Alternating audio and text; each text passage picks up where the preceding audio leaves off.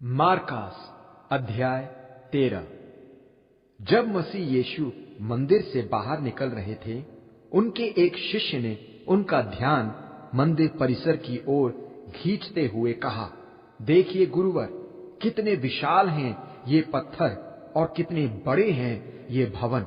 मसीह यीशु ने उससे कहा, तुम्हें ये भवन बड़े लग रहे हैं? सच तो यह है कि एक दिन इन भवनों का एक भी पत्थर दूसरे पर रखा न दिखेगा, हर एक पत्थर भूमि पर होगा। मसीह यीशु जैतून पर्वत पर मंदिर की ओर मुख किए हुए बैठे थे।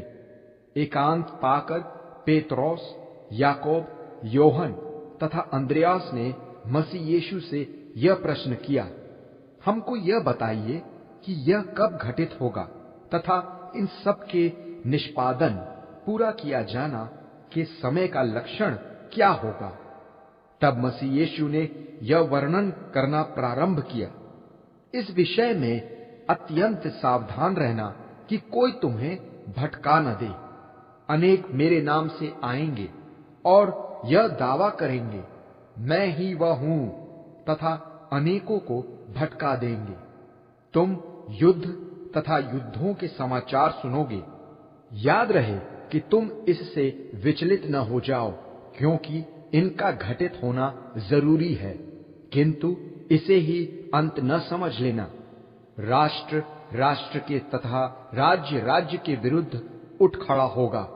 हर जगह अकाल पड़ेंगे तथा भूकंप आएंगे, किंतु ये सब घटनाएं प्रसव वेदना का प्रारंभ मात्र होंगी। फिर भी चौकस रहना, वे तुम्हें पकड़कर न्यायालय को सौंप देंगे। यहूदी सभागृहों में तुम्हें कोड़े लगाए जाएंगे। मेरे लिए तुम्हें शासकों तथा राजाओं के सामने प्रस्तुत किया जाएगा कि तुम उनके सामने मेरे गवाह हो जाओ। यह जरूरी है कि इसके पहले सभी राष्ट्रों में सुसमाचार का प्रचार किया जाए। जब तुम बंदी बनाए जाओ और तुम पर मुकदमा चलाया जाए, तो यह चिंता न करना कि तुम्हें वहां क्या कहना है। तुम वही कहोगे जो कुछ तुम्हें वहां उसी समय बताया जाएगा, क्योंकि वहां तुम नहीं परंतु पवित्र आत्मा अपना पक्ष प्रस्तुत कर रहे होंगे। भाई भाई को तथा पिता अपनी संतान को मृत्यु के लिए सौंप देगा। संतान अपने माता पिता के विरुद्ध उठ खड़ी होगी तथा उन्हें मृत्यु के लिए पकड़वा देगी। मेरे कारण सभी तुमसे घृणा करेंगे, किंतु उद्धार वही पाएगा जो अंत तक धीरज धरेगा तथा स्थिर रहेगा।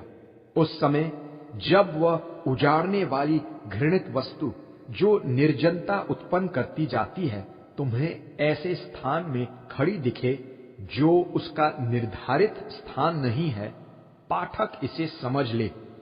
तब यहूदिया प्रदेशवासी पर्वतों पर भाग कर जाएं।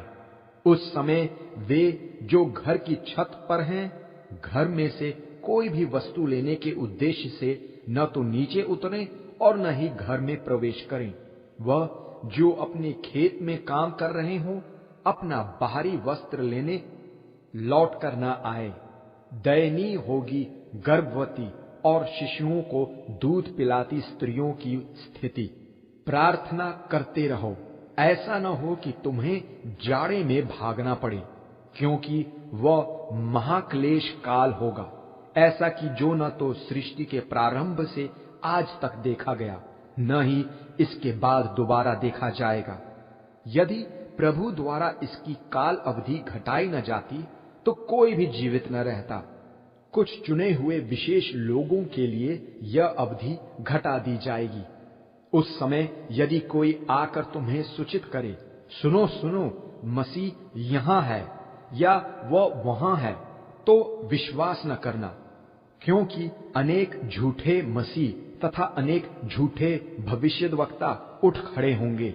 वे प्रभावशाली चमत्कार चिन्ह दिखाएंगे तथा अद्भुत काम करेंगे कि यदि संभव हुआ तो परमेश्वर द्वारा चुने हुओं को भी भटका दें। सावधान रहना, मैंने समय से पूर्व ही तुम्हें इसकी चेतावनी दे दी है। उन दिनों में क्लेश के तुरंत बाद सूर्य अंधेरा हो जाएगा और चंद्रमा प्रकाश न देगा, तथा आकाश से तारे नीचे गिरने लगेंगे। आकाश मंडल की शक्तियां हिलाई जाएंगी। तब आकाश में मनुष्य के पुत्र का चिन्ह प्रकट होगा। पृथ्वी के सभी कुल दुखी हो जाएंगे और वे मनुष्य के पुत्र को आकाश में बादलों पर सामर्थ्य और प्रताप के साथ आता हुआ देखेंगे। मनुष्य का पुत्र अपने स्वर्गदूतों को भेजेगा, जो चारों दिशाओं से पृथ्वी के एक छोर से आकाश के दूसरे छोर तक जाकर उनके चुने हुओं को इकट्ठा करेंगे। अंजीर के पेड़ से शिक्षा लो। जब उसमें कोपलें फूटने लगती और पत्तियां निकलने लगती हैं, तो तुम जान लेते हो कि गर्मी का समय पास है। इसी प्रकार तुम जब भी इन सभी घटनाओं को देखो तो समझ लेना कि वह पास है, परंतु द्वार पर ही है। मैं तुम पर एक अटल सच्चाई प्रकट कर रहा हूं। इन घटनाओं के पूरे हुए बिना इस युग का अंत नहीं होगा। आकाश तथा पृथ्वी का मिट जाना संभव है, किंतु मेरे शब्द का नहीं। वास्तव में उस दिन तथा उस क्षण के विषय में किसी को मालूम नहीं है, स्वर्ग में न स्वर्गदूतों को और न ही पुत्र को, यह मात्र पिता को ही मालूम है। अब इसलिए कि तुम्हें उस विशेष क्षण के घटित होने के विषय में कुछ भी मालूम नहीं है, सावधान रहो, सतर्कता बनाए रखो।